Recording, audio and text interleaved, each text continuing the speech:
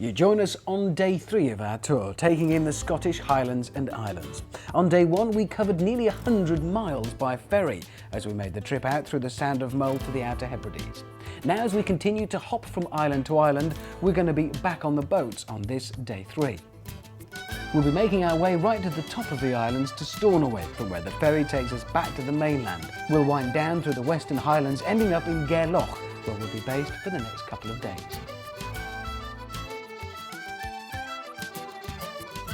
Peter, where are we? Here we are. We're on the west side of Lewis at the Standing Stones of Callanish. This was here's 5,000 years. It's been here, so it's been here a long time. Now, is this a major tourist attraction? Because it's not exactly overdeveloped around here. It's still pretty quiet. I would say it's very remote, this, and yes, you do get tourists coming here, but it is a major part of the island's history. There are some miles to cover today, but still plenty of time for sightseeing, which is just as well, because boy, are there some sights to see.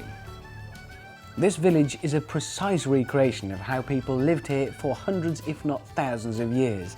They lived like this until fairly recently, when the highlands were cleared. Purpose-built, absolutely part of their environment. These buildings would stand up to anything.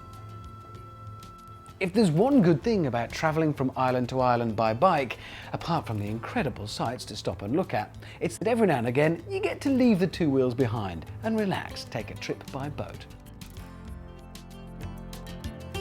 We're enjoying a brief break, and it's time now for this week's touring tip, and it comes from Jim on his Varadero, and it is what? Right, when you get on uneven ground, Which happens a lot. This happened a lot, yes. It's either on the continent or in mostly Scotland. You have a side stand. Yeah. When you put the side stand down, you're all kitted up. You've got to use one of these. Right, now I've seen these before. You've seen these plastic plates. Okay. That's right. But there is an addition to it which makes life so much easier. It's been specially gymmed. I'll demonstrate to you at the moment. Okay, don't drop your bike, Jim, it'd be really embarrassing. No, yes, I know. So you're on the string. It's on a bit of string. On a bit of string. Yeah, when I get this right. Yeah. And then just slip it in there. In the usual fashion. Bike doesn't sink right. into ground, doesn't fall over. And you tie it around the top of there. Right. And you're off the bike. And that's you. Right. So you've got this. Just come off the bike. It's all quite safe, it's not going to go anywhere. And that's the bike, Yep. Okay.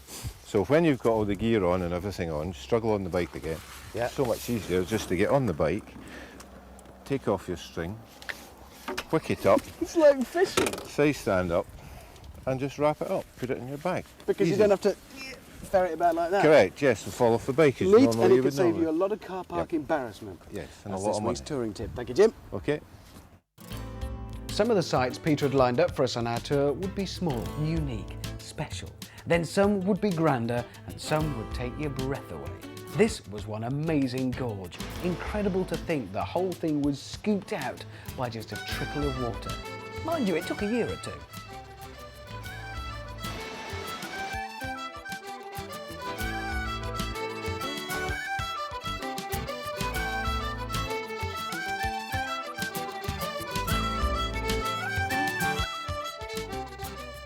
What is it about biking holidays that I mean, they can be uncomfortable, and let's face it, you can get a bit wet when it's not like this, so why do you continue to do it? It's just the roads and the people we meet. It's been an incredible time.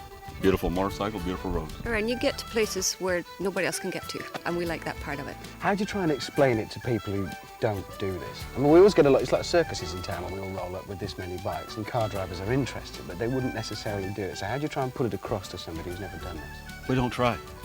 It's almost impossible to take the pictures home and say to people, here, look at this. The pictures don't do it justice. And all you can do is try and do the best you can and hope that they pick up on it. But they've really got to be into motorcycles to do this. They have to love to ride. It's something, if you can't understand it straight away, you're Forget it. never going to get it. That's right. The end of another day's riding and our hotel beckoned. We were off to Gairloch, where we'd be spending the next 2 days. So a chance to call somewhere home, relax and get to know our fellow riders better.